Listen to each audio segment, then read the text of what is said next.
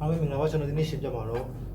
trigger setting ပေါ့နော် better trigger setting ဘယ်လိုတက်လဲဘယ်လိုအသုံးပြုလဲ software မှာပဲဖြစ်ဖြစ် recording မှာပဲဖြစ်ဖြစ်ကျွန်တော်တို့အသုံးပြုတဲ့အခါမှာ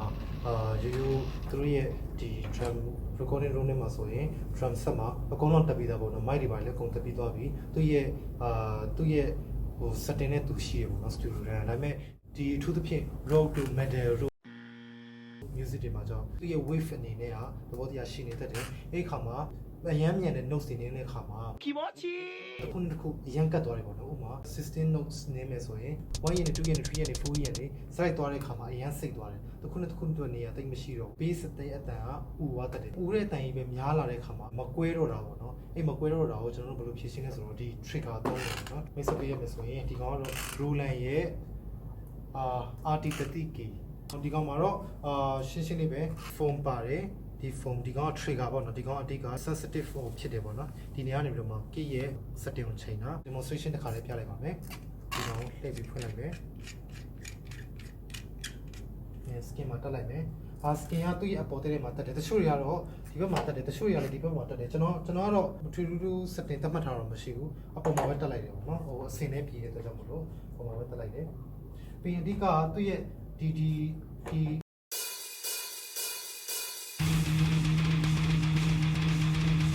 foam နဲ့ဒီ skin နဲ့ထိထားရမယ်အဲ့ဒါအဓိကပဲအဲ့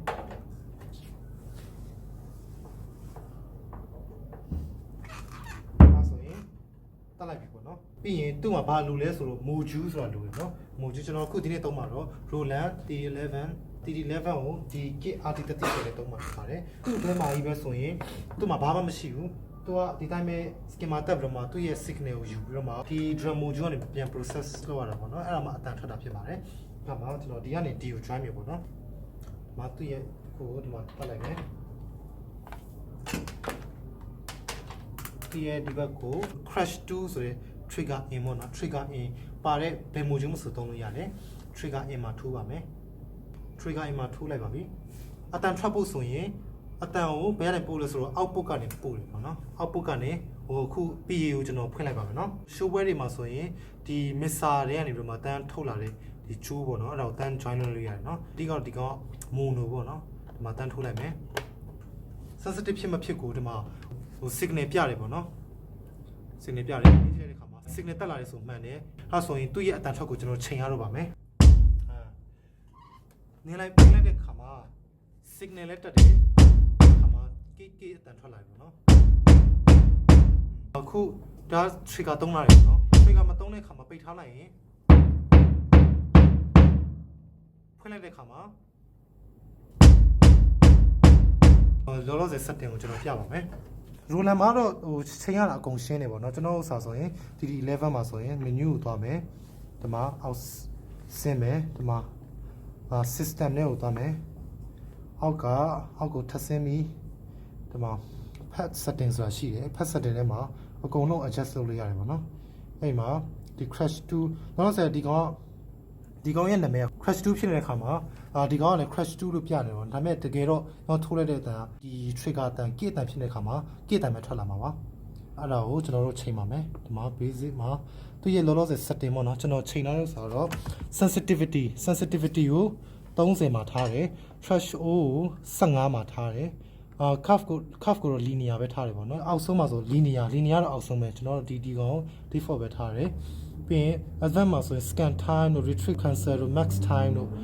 cross talk cancel တို့ရှိတယ်ပေါ့နော်ဒီကောင်တော့ကျွန်တော်တိတ်ရူအသုံးမပြုပါဘူးဆိုတော့ဒီကောင်က e drum မှာဆိုရင်တော့ဒီကောင်တွေကိုအသေးစိတ်ချိန်ရတယ်ဥပမာ cross talk တို့ဆို max time တို့ဆိုရင်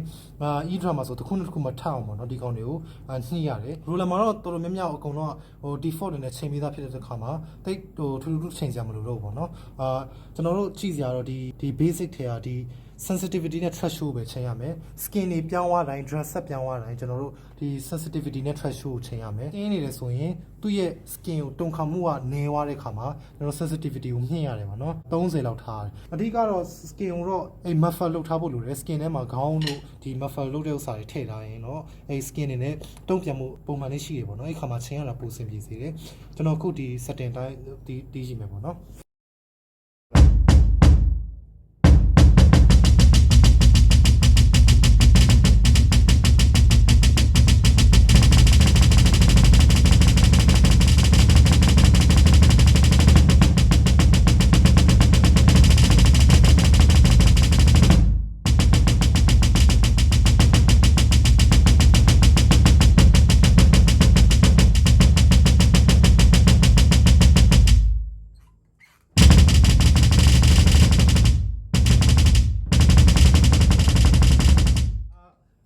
ကြားတဲ့အတိုင်းပဲနည်းနည်းပြဿနာလေးရှိတယ်အဲ့ဒါ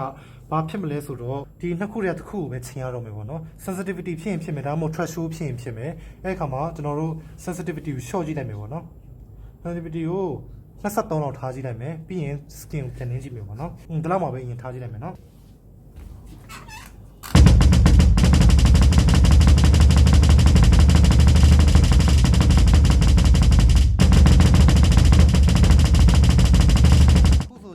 ရော့လာပြီပေါ့နော်သူ့ရဲ့အမားတွေနဲလာတယ်သူ့ရဲ့ skin နင်းရတာတွေကနည်းနည်းဟိုအတန်ထွက်တွေကပိုပြီးနည်းနည်းမှန်လာတယ် skin ကရော့နေတာဖြစ်နေတယ်ပေါ့နော်ဒီက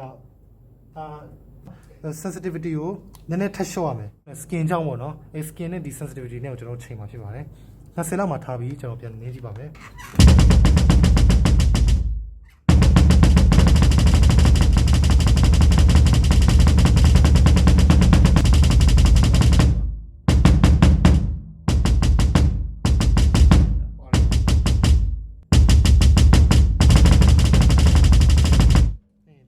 အဲ့ဆို threshold ကိုမြှင့်လိုက်မယ်သူရဲ့ sensitivity ဒီအောက်က threshold ကိုကျွန်တော်နည်းနည်းမြှင့်ကြည့်လိုက်မယ်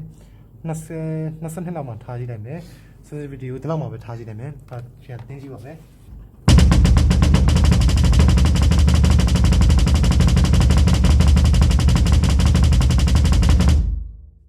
တော်တော်စင်ပြေသွားပြီပေါ့နော်လောလောဆယ်တော့ပြောလိုက်တာ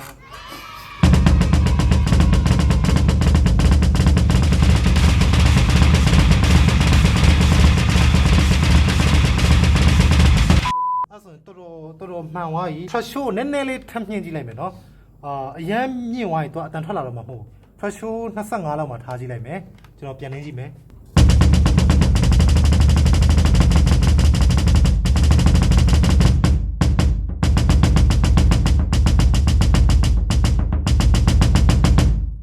အဲ့ခါမှာ threshold အရန်မြင့်သွားတော့25လောက်ရောက်သွားတဲ့ခါမှာဘာဖြစ်သွားလဲဆိုတော့အရန်ပြော့တဲ့ kit ချက်တွေကို तू ကလက်မခံတော့ဘူးပေါ့နော်အခုဆိုသူ့အနေနဲ့မမိတော့ဘူးပေါ့နော်သူ့ရဲ့ဒီအရန်ပြော့တဲ့ရိုက်ချက်တွေကိုသူ့အနေနဲ့မဖမ်းမိတော့ဘူးမြင်းတဲ့ရိုက်ချက်တွေကိုပဲလက်ခံတော့တယ်အဲ့ခါမှာဘာလို့ဖြစ်တော့ဖွားဖွားနေအတန်မမီတော့ဘူး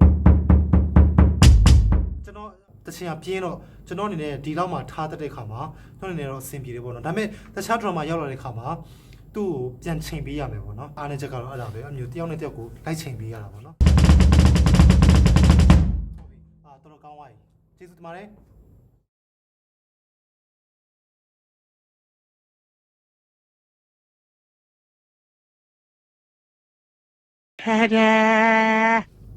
ဟောဒီကောင် food blaster ပေါ့နော်ကျွန်တော်ယူရိုကမှာလာတယ်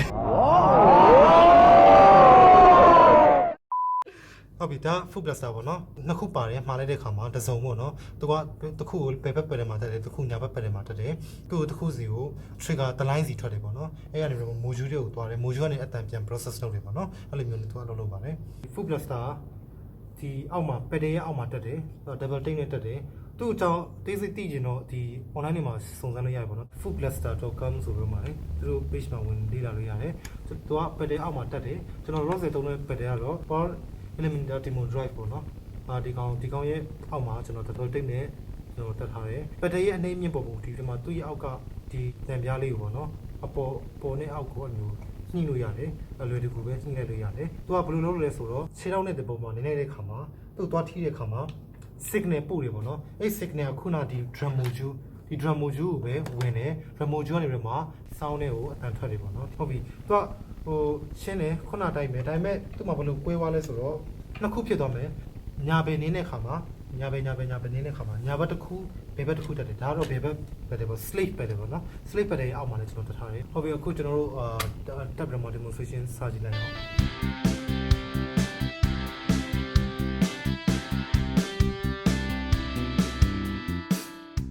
နောက်တစ်ခုအနေနဲ့လိုအပ်ချက်ကဘာလဲဆိုတော့ကျွန်တော်ရဲ့ module TD11 မှာဒီ crash 2ဆိုတဲ့ trigger in ပေါ့နော် trigger in တစ်ခုပဲပါတယ်တော့ကြောင့်ကျွန်တော်နေဘာလို့လဲဆိုတော့ထိုးဖို့အတွက်ကဒီမှာအပေါက်နှစ်ပေါက်လို့လေပေါ့နော်အဲ trigger in နှစ်ပေါက်လို့ဒါပေမဲ့ဒီမှာ trigger in တစ်ပေါက်ပဲပါတဲ့ခါမှာအဲသူ့ရဲ့အထွက်က studio ဖြစ်တဲ့ခါမှာ mono နှစ်ကျိုးပေါ့နော်အခုဒီမှာဒီထဲမှာထည့်ဖို့လိုတယ်နှစ်ခုမရှိတဲ့ခါမှာတစ်ခုတည်းကိုဘယ်လိုထိုးလဲဆိုတော့ရိုးရိုးဂီတာချက်ပင်ကျိုးကိုကျွန်တော်အလဲကနေဖြတ်လိုက်တယ်ဖြတ်လိုက်ပြီးတော့မှသူ့ရဲ့ဒီဘက်ကနေပြီးတော့မှ studio ခေါင်းကိုတက်လိုက်တယ်ပေါ့နော်အထဲမှာဘာရှိလဲဆိုတော့ turn on resistor ပေါ့နော် turn on resistor ကိုကျွန်တော်ဒီထဲမှာ left နဲ့ right ကို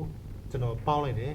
left ကျိုးနဲ့ right ကျိုးမှာ turn on resistor လေးခိုင်းတဲ့အခါမှာသူ့ရဲ့ demo ကသွားညီသွားတယ်ပေါ့နော်ဒီ ground ကျိုးကတော့တက်ပေါ့နော်ဒီ trigger တွေတစ်ခုလေးရှိတဲ့နေရာမှာ signal နှစ်ခု